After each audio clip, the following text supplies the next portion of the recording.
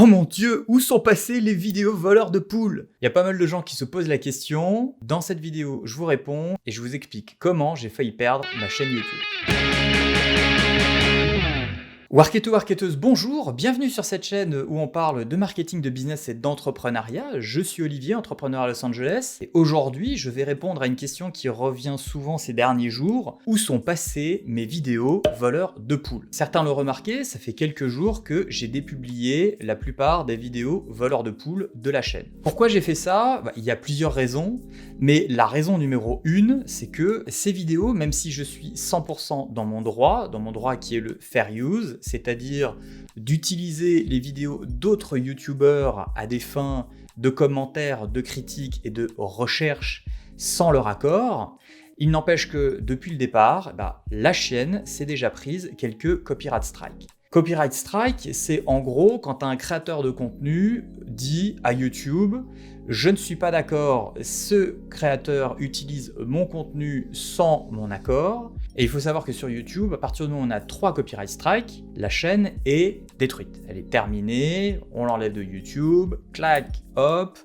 on creuse un petit trou, une petite tombe, on met ça dedans et c'est fini. Et d'ailleurs, tous les copyright strikes de la chaîne ont tous été enlevés, soit directement par le créateur de contenu qui a bien compris que j'étais dans mon droit, soit par YouTube qui a dit effectivement c'est du fair use, mais il n'empêche que ça reste quand même problématique. Pourquoi? Parce que d'une, c'est du stress.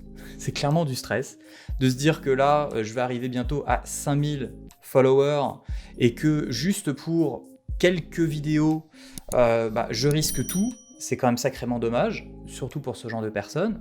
De deux, YouTube a toujours raison, même si je suis dans mon droit et que j'utilise ces vidéos en fair use, et YouTube peut très bien dire oui, mais quand même 3 strikes d'affilée, ça fait chier, donc hop.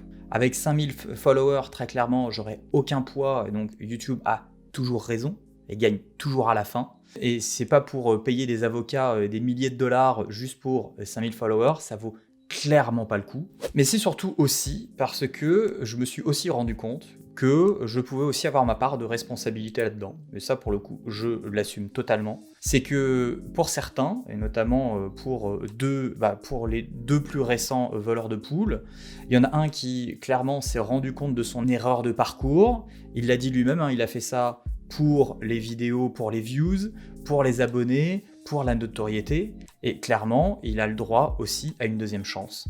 C'est pour ça qu'il m'a demandé d'enlever la vidéo. Et je l'ai enlevé directement à sa demande. Je lui ai dit, je l'enlève, il n'y a vraiment pas de souci. Il a enlevé sa vidéo de son côté, il a avoué ses erreurs et le reste de son contenu est, on va dire, relativement ok. Donc franchement, moi, ça ne me pose pas de souci d'enlever ma vidéo. C'est de bonne guerre. Et il y en a un autre qui a mis un copyright strike parce que, il en avait marre de se faire insulter et harceler en ligne à cause de ses vidéos.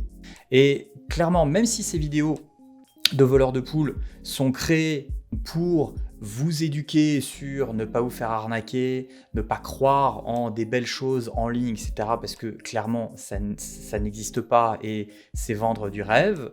Ça ne justifie pas que d'autres youtubeurs se fassent harceler ou se fassent insulter juste par rapport à ces vidéos-là.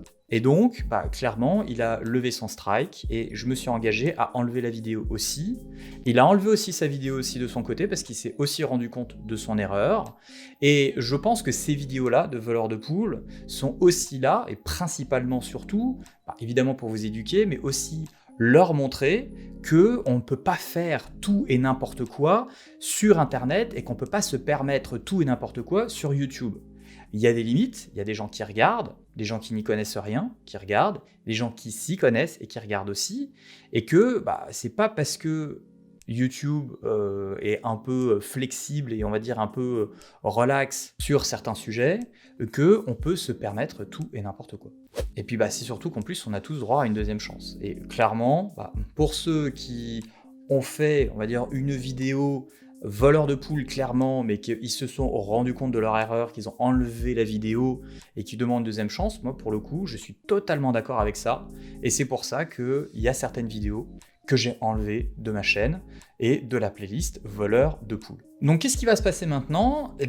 C'est vrai que le stress des copyright strikes et de perdre la chaîne, tout ça pour faire des vidéos clairement qui me font marrer et qui vous font marrer aussi, mais pour une petite poignée de vidéos, potentiellement perdre la chaîne, même si encore une fois je suis 100% dans mon droit, très clairement ça fait flipper. Donc je vais mettre sur pause temporairement la série des voleurs de poules, et puis je vais revoir le concept. Donc les voleurs de poules vont revenir, ne vous inquiétez pas là-dessus, c'est sûr, parce que franchement il y a de la matière, mais c'est surtout que le concept va évoluer.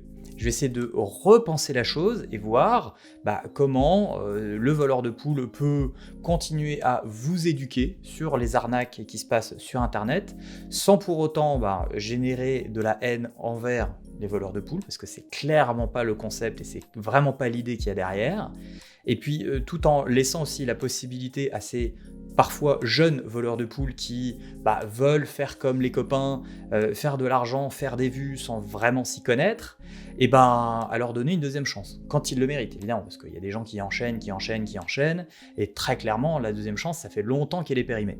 Et donc il y en a un qui m'a suggéré une idée qui est vraiment, je trouve, top, clairement, c'est pourquoi pas essayer d'avoir des débats, peut-être live ou pas, avec des voleurs de poules sur le marketing, sur le business en ligne, et sur leur vision de pourquoi eux font ça, et de pouvoir confronter nos idées, et puis de pouvoir débattre, on va dire en toute intelligence, si c'est faisable.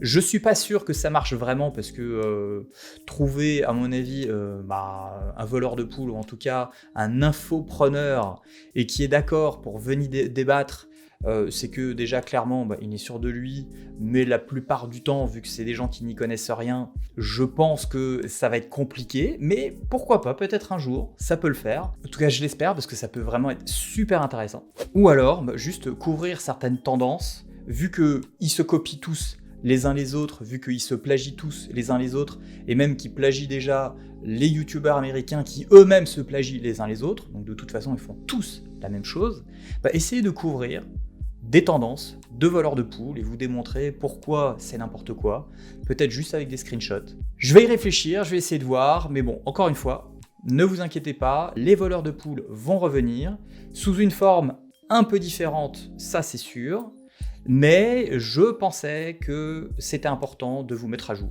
parce que c'est une série que vous adorez, que j'adore aussi. Ce serait vraiment dommage de s'en arrêter là, sachant que de toute façon, c'est vraiment les voleurs de poules, c'est pas le cœur du sujet de la chaîne Digital Marketing. Donc, à partir de là, je vais trouver des solutions, on va créer une petite tambouille et trouver des choses un petit peu plus intéressantes, et puis on va revenir en forme. Voilà. En tout cas, merci d'avoir regardé cette vidéo et merci de votre support. En règle générale, je reviens de vacances, j'ai la patate, j'ai la banane, forcément ça fait du bien. Je vous invite à liker, à vous abonner, à vous inscrire à la newsletter, faites ce que vous voulez, la joie, la bonne humeur. Et puis moi je vous dis à une prochaine, dans une prochaine vidéo. Parce que ça fait plaisir.